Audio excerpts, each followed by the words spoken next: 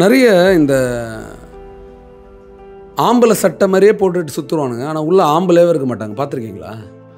ஆம்பளை மாதிரி தான் இருப்பான், உள்ளுக்குள்ளே ஆம்பளைன்ற அந்த ஆம்பளைக்கான தத்துவமே இருக்காது. நான் யாரையும் ஹர்ட் பண்ணல. நான் யாரை உண்மையாகவே ஆம்பளைன்றேன்னா, எவன் பெண்களோட உணர்வுகளை மதிக்கிறானோ அவன் தான் ஆம்பளை. என்னை பொறுத்த இருக்கும். உன் அம்மாவை உன் தங்கச்சியை ஒரு மாதிரி பார்த்துட்டு இன்னொரு பொம்பளையை வேறு மாதிரி பார்த்தோன்னா நீ ஆம்பளைக்கு லாய்க்கே இல்லைன்னு அர்த்தம். இன்ஃபேக்ட்டு உனக்குள்ளே ஆம்பளே இல்லைன்னு அர்த்தம்.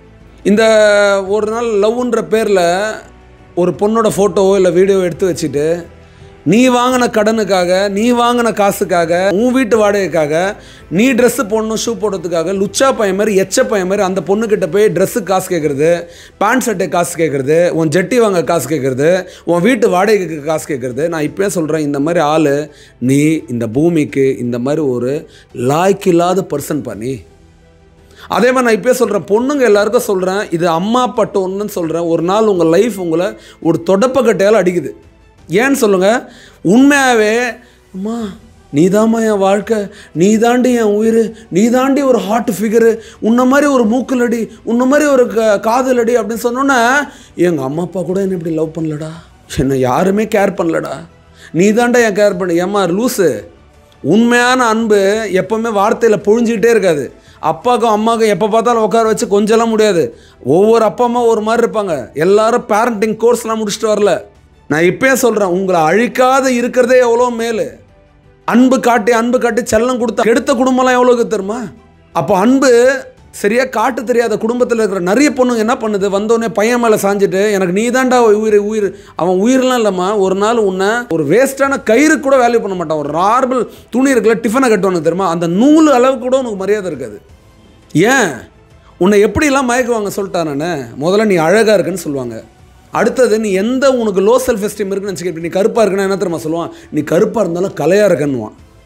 இப்போ நீ குள்ளமாக இருக்குன்னு வச்சு ஒரு லோ செல்ஃப் எஸ்டீம் உனக்குள்ளே இருக்கும், ஆழ் மனசில் இருக்கும். அதை கண்டுபிடிச்சிருவான். நீ என்னடி குள்ளம், எனக்கு குள்ளமாக இருக்க பொண்ணு தாண்டி பிடிக்கும்னுவான். நீ உள்ளுக்குள்ளே உனக்கு ஏதோ ஒரு மனக்குறைவுன்னு அதை ஐடென்டிஃபை பண்ணி அதை தான் பிடிக்கும்னு சொல்லுவான். நிஜம் எதுன்னு புரிஞ்சுக்கோ. உடம்பு கொடுத்துட்டேன், போ, மாடர்ன் வேர்ல்டாக போச்சு, விட்டுரு. இன்னொரு தடவையும் உன் நம்பிக்கையை கொடுத்துறாத, உன் வாழ்க்கையை அவன்கிட்ட கொடுத்துறாத. இந்த நிமிஷமே போதும்னு சொல்லிட்டு இந்த மாதிரி யாராவது உன்னை பிளாக்மெயில் பண்ணுறாங்க, உன்னோட ஃபோட்டோ வச்சு உன்னை மிரட்டுறாங்கன்னா இதுக்கெல்லாம் பயப்படாத. காரி துப்புன்ற. யார் மேலே? அவன் மேலே இல்லை, கண்ணாடி போய் உன் மேலே.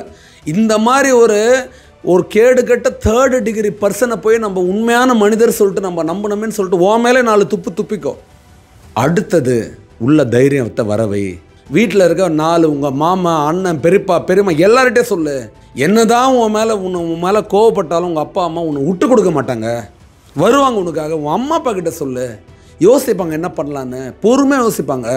ஐயோ இவங்கள்ட்ட தெரிஞ்சிச்சானா என்ன, அவங்ககிட்ட என்ன தெரிஞ்சிச்சான்னு பயப்படுத்த எவமா இவங்க. நான் இப்போயே சொல்கிறேன், உன்னோட நீ உண்மையாகவே நான் கெட்ட பொண்ணுன்னு சொல்லிட்டு நீ தப்பு பண்ணியிருந்த அப்படின்னா உனக்குள்ளே உள்ளத்துக்குள்ளே போய் நீ செல்ஃப் ரியலைசேஷன் பண்ணிக்கோ.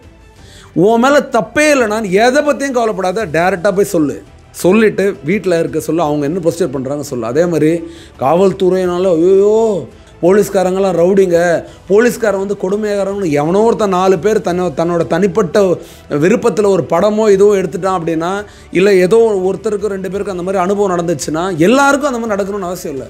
போலீஸ்காரங்களுக்கும் அவங்களுக்கு பொண்ணு இருக்குது, போலீஸ்காரங்களுக்கும் வீட்டில் குடும்பம் இருக்குது, போலீஸ்காரனுக்கும் மனசு இருக்குது. போலீஸ்காரங்க நிலைமையை அந்த நிலைமையிலேருந்து அவங்க ஷூஸ்குள்ளே போய் பார்த்தா தான் அவங்க கஷ்டம்லாம் தெரியும். அதனால் இந்த நிமிஷத்துலேருந்து பக்குவம் இல்லாத ஆம்பளைங்களை நம்பாத. நம்பிட்டு அழாத. நம்பிட்டே விடு. இந்த நிமிஷத்தை அடுத்தது என்ன பண்ணலான்னு பார்க்கலாம். உன் ப்ரொஃபஷனில் கேரிடு. நீ ஒரு டாக்டராக இருக்கலாம், ஒரு இன்ஜினியராக இருக்கலாம், அதில் ஃபோக்கஸ் பண்ணுமா. யாரோ ஒரு பொண்ணு கூட பாய் ஃப்ரெண்டு இருக்கிறான் அப்படின்னா எனக்கு பாய் ஃப்ரெண்டு தான் நான் அப்படியே நான் தான் உலக அழகின்னு அர்த்தமாண்ணா. நான் இப்போயே சொல்கிறேன், பாய் ஃப்ரெண்டோட சுற்றுற பொண்ணுங்களோட நல்ல ஃப்ரெண்ட்ஸோடு சுற்றுற பொண்ணுங்க தான் என்னை பொறுத்த வரைக்கும் அழகான பொண்ணுங்க. ஏன்னா வாழ்க்கையோட தெளிவு எத்தனையோ நல்ல தோழிகள்கிட்ட இருக்குது. வாழ்க்கையில் முன்னேறுவோம். அண்ணன் சொன்னது புரியும்னு நினைக்கிறேன். தேங்க்யூ.